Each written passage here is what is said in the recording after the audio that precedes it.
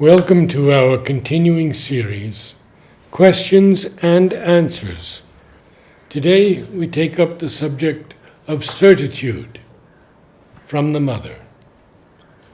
We must march on with the quiet certitude that what has to be done will be done. 6th of July, 1954. Certitude. Assured and calm, it never argues. Certitude of victory. It is not noisy, but it is sure. These are Mother's comments for Two Flowers. There is only one thing to do, to proceed on one's way, keeping one's own faith and certitude, and not bother about contradictions and denials. There are people who need the support and trust and certitude of others to feel comfortable and to be at ease. They are always unhappy because, of course, they will always come across people who do not believe, and so they will be upset and it will trouble them. One must find one's own certitude within oneself, keep it in spite of everything, and go one's way, whatever the cost, to the very end. The victory is for the most enduring.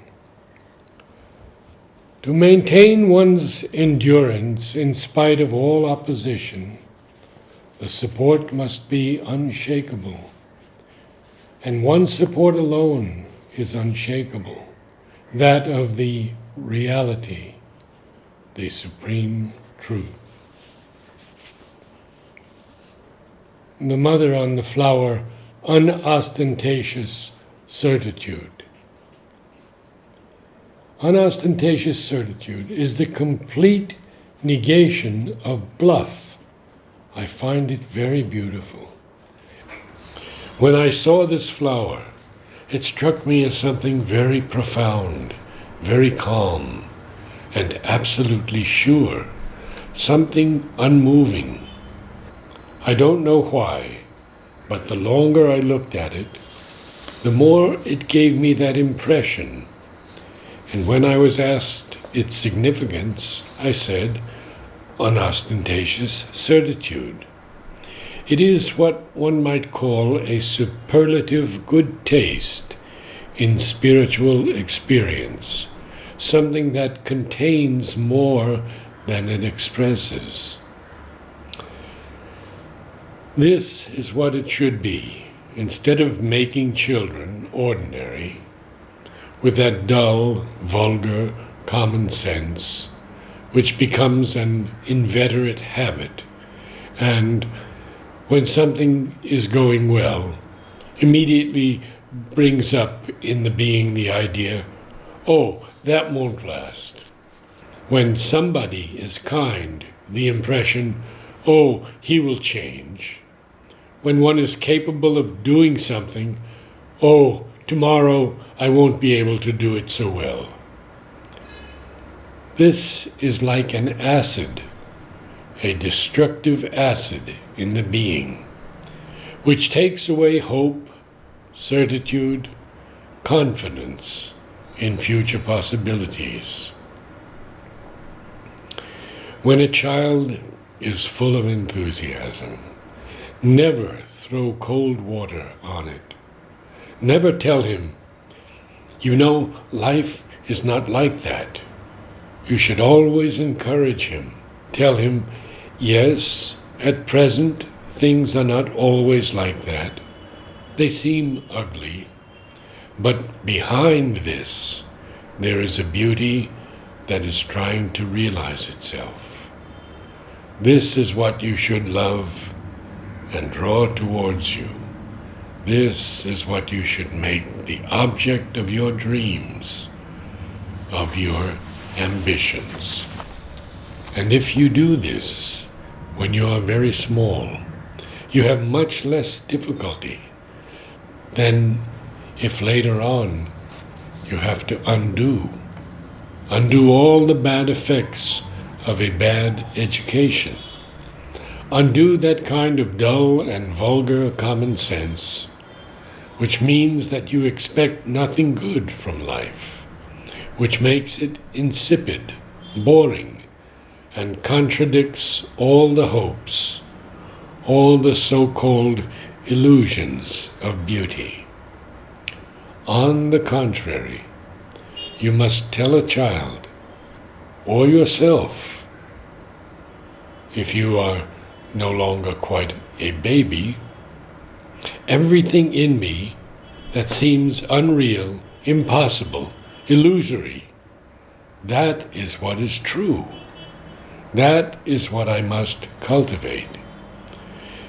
When you have these aspirations, not to be always limited by some incapacity, all the time held back by some bad will, you must cultivate within you this certitude that that is what is essentially true, and that is what must be realized. Then faith awakens in the cells of the body, and you will see that you find a response in your body itself.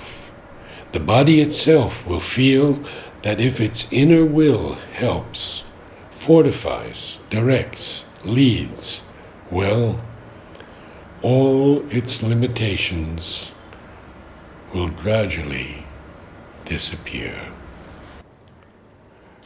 And so, when the first experience comes, which sometimes begins when one is very young, the first contact with the inner joy, the inner beauty, the inner light, the first contact with that, which suddenly makes you feel,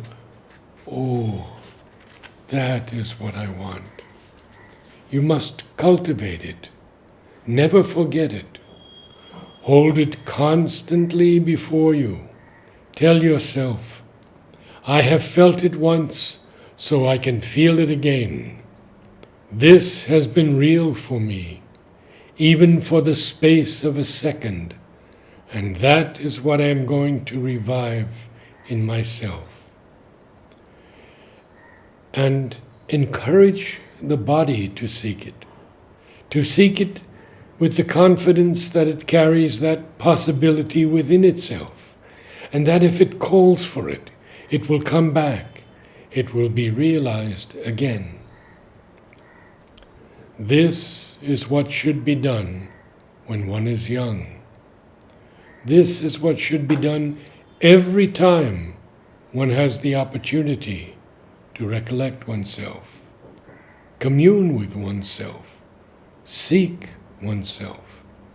And then you will see, when one is normal, that is to say, unspoiled by bad teaching and bad example, when one is born and lives in a healthy and relatively balanced and normal environment, the body, spontaneously, without any need for one to intervene mentally or even vitally, has the certitude that even if something goes wrong, it will be cured. The body carries within itself the certitude of cure, the certitude that the illness or disorder is sure to disappear. It is only through the false education from the environment that gradually the body is taught that there are incurable diseases, irreparable accidents, and that it can grow old. And all these stories which destroy its faith and trust. But normally, the body of a normal child, the body, I'm not speaking of the thought, the body itself feels when something goes wrong that it will certainly be all right again. And if it is not like that, this means that it has already been perverted. It seems normal for it to be in good health. It seems quite abnormal to it if something goes wrong and it falls ill. And in its instinct, its spontaneous instinct, it is sure that everything will be all right. It is only the perversion of thought which destroys this. As one grows up, the thought becomes more and more distorted. There is the whole collective suggestion, and so, little by little, the body loses its trust in itself, and naturally, losing its self-confidence, it also loses the spontaneous capacity of restoring its equilibrium when this has been disturbed. But if, when very young, from your earliest childhood, you have been taught all sorts of disappointing, depressing things that cause decomposition, I could say disintegration, then this poor body does its best, but it has been perverted, put out of order, and no longer has the sense of its inner strength, its inner force, its power to react. If one takes care not to pervert it, the body carries within itself the certitude of victory. It is only the wrong use we make of thought and its influence on the body which robs it of this certitude of victory. So, the first thing to do is to cultivate this certitude instead of destroying it.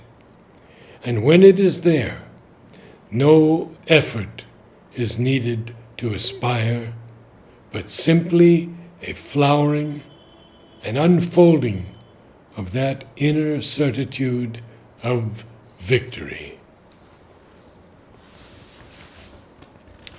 From Sri Aurobindo. All the same, I have started writing, but I will begin not with doubt, but with the demand for the divine as a concrete certitude, quite as concrete as any physical phenomenon caught by the senses. Now, certainly, the divine must be such a certitude, not only as concrete, but more concrete than anything sensed by ear or eye or touch in the world of matter. But it is a certitude not of mental thought, but of essential experience. When the peace of God descends on you, when the divine presence is there within you, when the Ananda rushes on you like a sea, when you are driven like a leaf before the wind by the breath of the divine force, when love flowers out from you on all creation, when divine knowledge floods you with a light which illumines and transforms in a moment all that was before dark, sorrowful, and obscure. When all that is becomes part of the one reality, when the reality is all around you, you feel at once by the spiritual contact, by the inner vision, by the illumined and seeing thought, by the vital sensation, and even by the very physical sense. Everywhere you see, hear, touch, only the divine. Then you can much less doubt it or deny it than you can deny or doubt daylight or air, or the sun in heaven. For of these physical things you cannot be sure, but they are what your senses represent them to be. But in the concrete experiences of the divine, doubt is impossible. Even with a deficient faith, a fixed mind and will can carry one on and bring the experiences by which an uncertain faith is changed into certitude. It is not a hope, but a certitude that the complete transformation of the nature will take place. Faith is a certitude in the soul, which does not depend on reasoning, on this or that mental idea, on circumstances, on this or that passing condition of the mind or the vital or the body. It may be hidden, eclipsed, may even seem to be quenched, but it appears again after the storm or the eclipse. It is seen burning still in the soul when one has thought that it was extinguished forever. The mind may be a shifting sea of doubts, and yet that faith may be there within, and if so, it will keep even the doubt-racked mind in the way, so that it goes on in spite of itself towards its destined goal. Faith is a spiritual certitude of the spiritual, the divine, the soul's ideal, something that clings to that even when it is not fulfilled in life, even when the immediate facts or the persistent circumstances seem to deny it. This is a common experience in the life of the human being. If it were not so, man would be the plaything of a changing mind or a sport of circumstances. Namaste.